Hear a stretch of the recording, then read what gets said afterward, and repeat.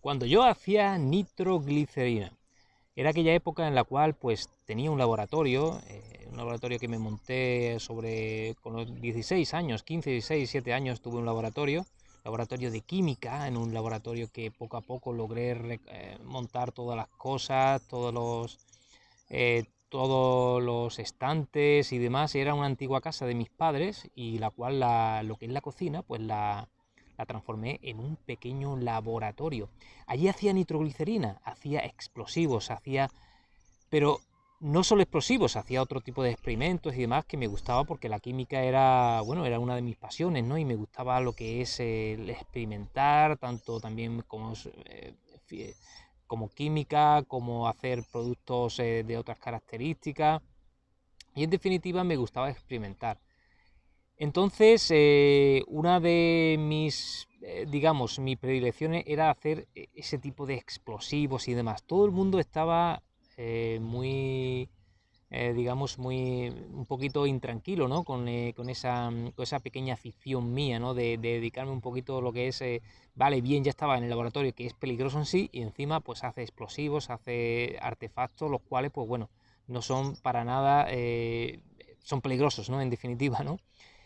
Y entonces yo le explicaba, mira, mmm, pero claro, yo sabía perfectamente lo que quería hacer, ¿no? Yo sabía perfectamente qué tipo de explosivos hacía, sabía perfectamente qué tipo de productos eran a los que me determinaba, ¿no? Este tipo de experimentos, porque yo previamente me había leído todos los riesgos que podía asumir con el tema de este tipo de productos. Una vez vino un compañero de clase, un compañero de química, y bueno, le expliqué que tenía un laboratorio y intenté enseñárselo.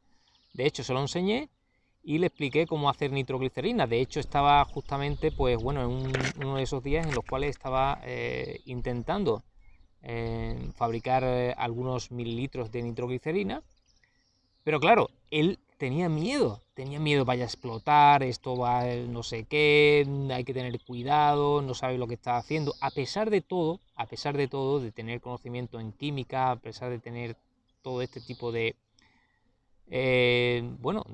estar en ese sector, él tenía miedo porque simplemente no conocía bien la receta. O sea, cuando hablo de receta, no hablo de una receta que se lleve A, B y C y ya se haya hecho la nitroglicerina. La nitroglicerina requiere de mucha concentración, sobre todo cuando se está haciendo en el laboratorio y de forma clandestina o de forma artesanal, ¿no? Como queramos decirlo, no se está llevando en un laboratorio industrial ni nada de esto, ¿no? Estamos hablando de que estamos jugando con dinamita, pura dinamita.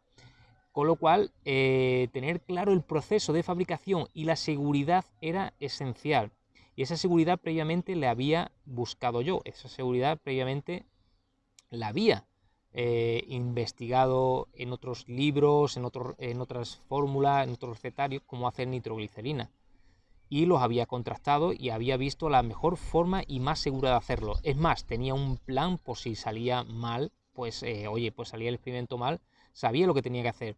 La nitroglicerina realmente es algo como hoy en día pueda ser un tipo de explosivo o algo muy inestable realmente, pero incluso como, por así decirlo, como operaciones de alto riesgo, ¿no? Operaciones de alto riesgo, las cuales muchas personas pues invierten en bolsa, digamos, arriesgándose casi todo el capital o apalancándose muchísimo, pero aún así, con ese tipo de riesgo, tampoco tienen estrategia de salida, ¿vale?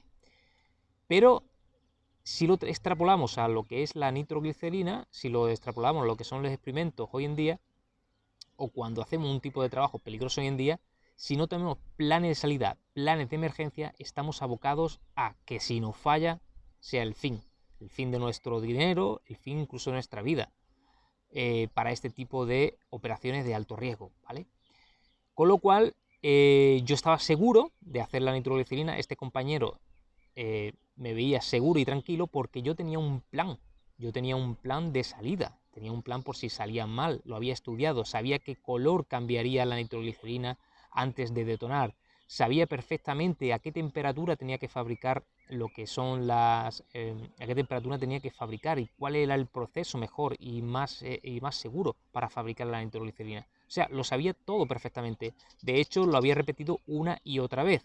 Es decir, e incluso había hecho el experimento de que saliera mal. Es decir, lo había hecho mal a posta para saber si salía mal, cómo podría hacerlo mal, ¿vale? Pero evidentemente era una prueba, ¿vale? Era una prueba y conocía perfectamente cómo podía hacer un simulacro, ¿no? Para eso se hacen los simulacros, ¿no? Para que el día de una emergencia pues no salga todo caótico y pueda acabar con nuestra vida o pueda acabar con nuestras finanzas o pueda acabar con esa inversión que tanto hemos tratado de llevar a cabo durante años, ¿no?